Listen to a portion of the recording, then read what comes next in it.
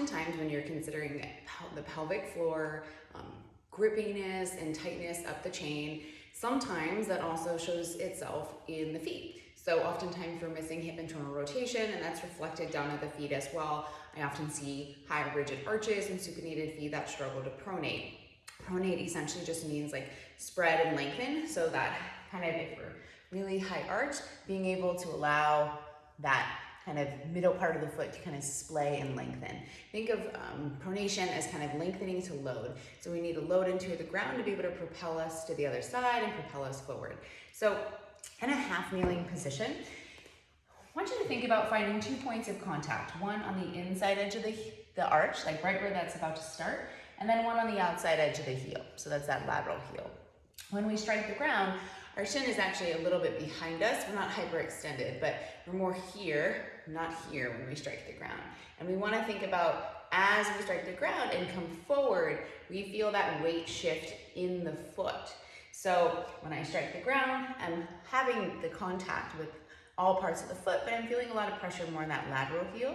And then as I shift forward, I'm kind of finding pressure shift inside edge of the heel, kind of towards the big toe, but I'm not throwing all the weight forward into the toes, which you often see with toe scrunching, and I'm not losing my heel.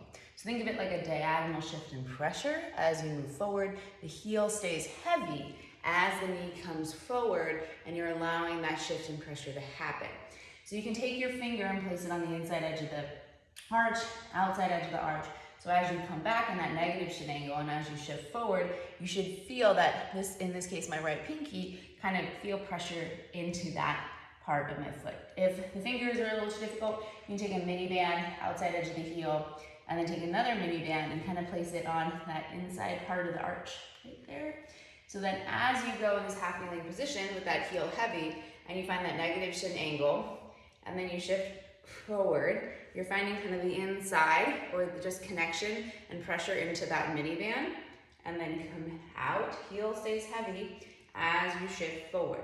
So even in this half kneeling position, ideally we're feeling a little bit of hamstring and a little bit of glute. If you're having trouble maintaining this kind of big toe and that kind of wants to leave the ground as you come back, then you can put something underneath that big toe mound as well. So this is just your half kneeling position, a little bit of heel rocking. So we're thinking about heel staying heavy as the knee comes forward. And I'm just thinking about that weight shift, outside edge of the heel, inside edge of the heel, as I kind of rock forward and back. And you're gonna start to feel that glute waking up a little bit.